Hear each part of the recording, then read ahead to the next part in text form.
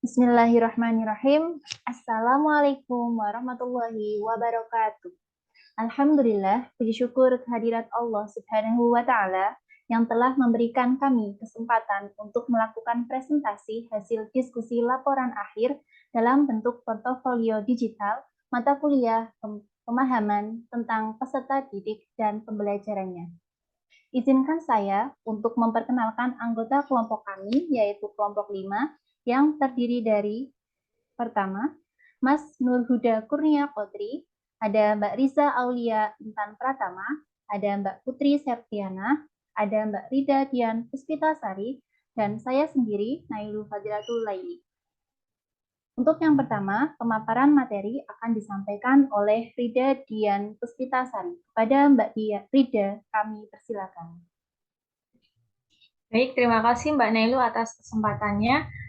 Di sini saya akan menjelaskan tentang desain asesmen yang kelompok kami gunakan. Nah, jenis asesmen yang digunakan dalam sebelum melakukan tahap pelaksanaan, kelompok kami melakukan asesmen yang terdiri dari 3 asesmen. Sebelumnya ada melakukan desain asesmen di kelas 3 SDIT LHI terkait proses pembelajaran dan karakteristik peserta didik.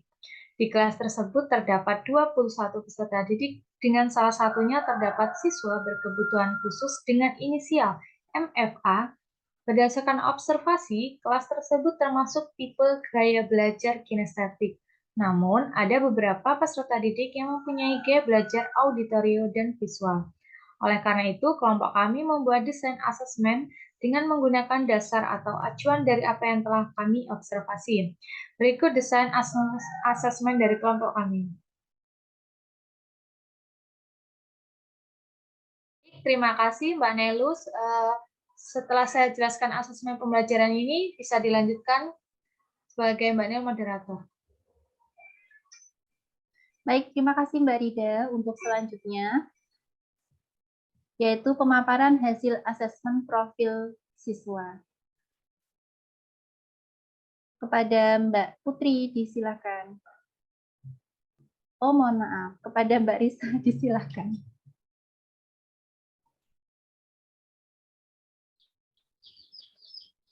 Baik, di sini saya akan menjelaskan mengenai hasil asesmen peserta didik. Nah, berdasarkan analisis masalah pada saat melakukan observasi di kelas 3 SDIT LHI, terdapat keragaman baik gaya belajar maupun kemampuan dalam memahami materi.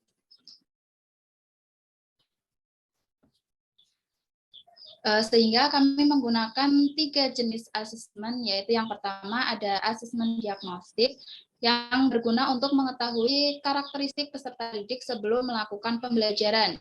Dan kami dapat merancang pembelajaran sesuai dengan karakteristik peserta didik tersebut. Yang kedua yaitu asesmen formatif, yang kami gunakan berupa LKPD yang berisi kegiatan menganalisis isi drama dan mempraktikkan drama sesuai dengan yang ada di LKPD secara berkelompok.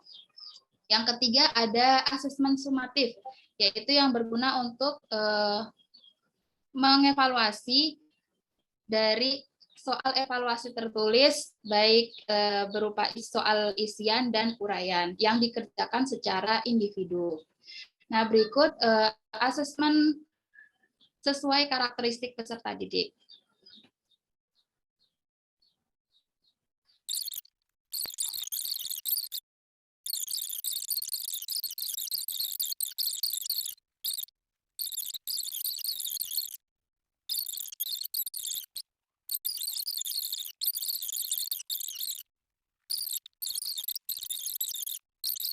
Paling sulit, dan yang ketiga siswa diminta memberikan skor nilai dari 1 sampai 10, berapa skor yang akan diberikan untuk usaha yang telah dilakukan untuk memahami materi ini.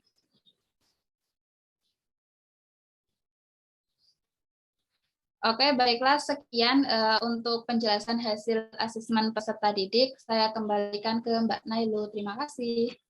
Baik, terima kasih Mbak Risa. Untuk selanjutnya yaitu RPP sesuai karakteristik yang akan dipaparkan oleh Mbak Rida.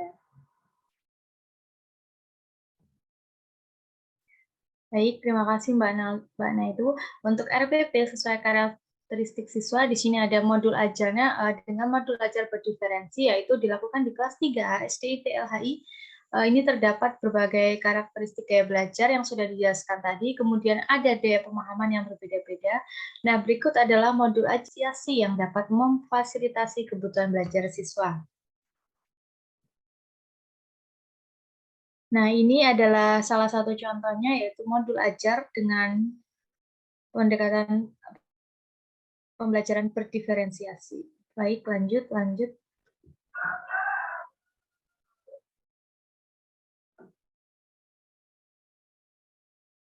Nah, bisa dilanjutkan Mbak Nelu.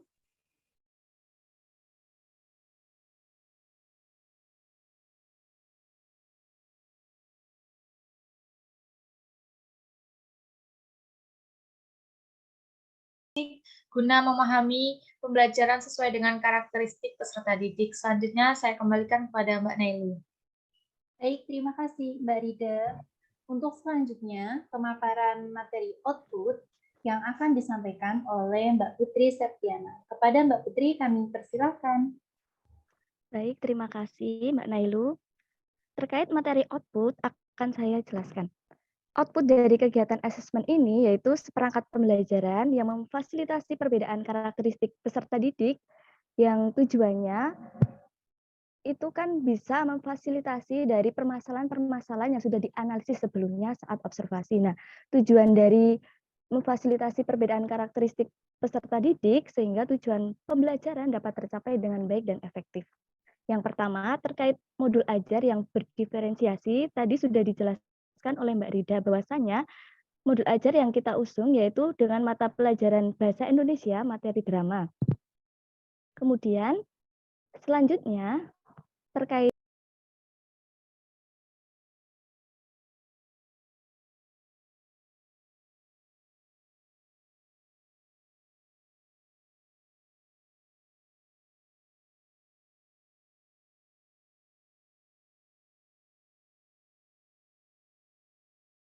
baik, terima kasih Mbak Nailu. Sekian dari saya kembalikan ke moderator.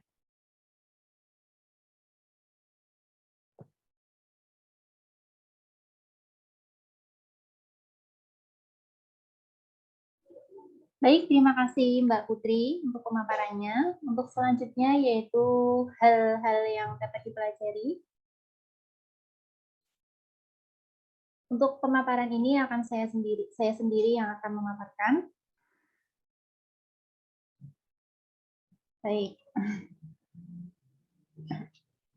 Berdasarkan perangkat pembelajaran yang telah disusun, maka hasil asesmen peserta didik, hasil refleksi, dan rencana tindak lanjut, maka banyak hal penting yang dapat kita pelajari dari kegiatan ini. Yang pertama, pembuatan rancangan pembelajaran. Sebelum guru membuat rancangan pembelajaran, maka guru harus melakukan observasi untuk membuat profiling peserta didik, sehingga dapat diketahui karakteristik dan kebutuhan dari peserta didik tersebut.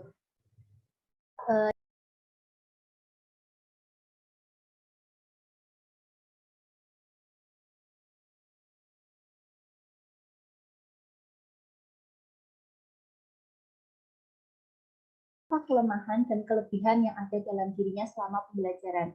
Hasil refleksi ini akan menjadi acuan bagi guru untuk melakukan rancangan pembelajaran selanjutnya. Baik, terima kasih teman-teman. Selanjutnya pemaparan materi akan dilanjutkan oleh Mas Huda.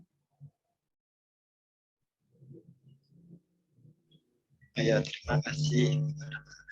Di sini saya akan menerangkan terkait tips dalam menanam.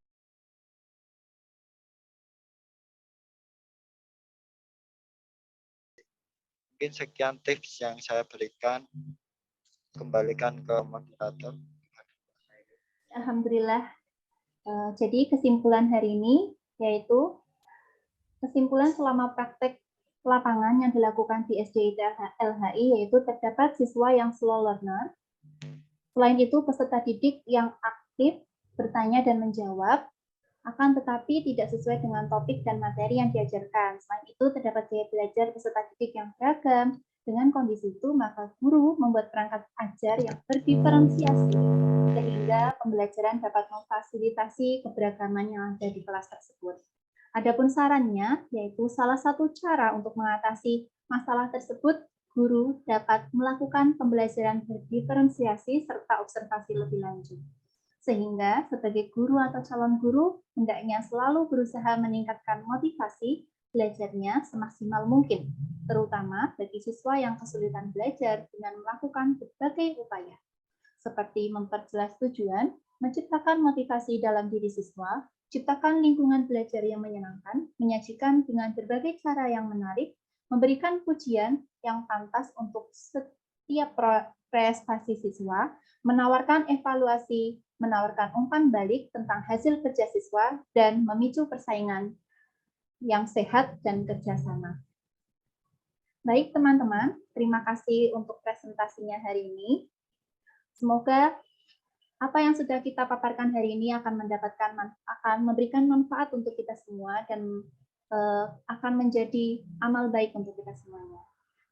Mohon maaf apabila kami banyak salah. Akhirul kalam, wabillahi taufiq wal hidayah. Wassalamualaikum warahmatullahi wabarakatuh.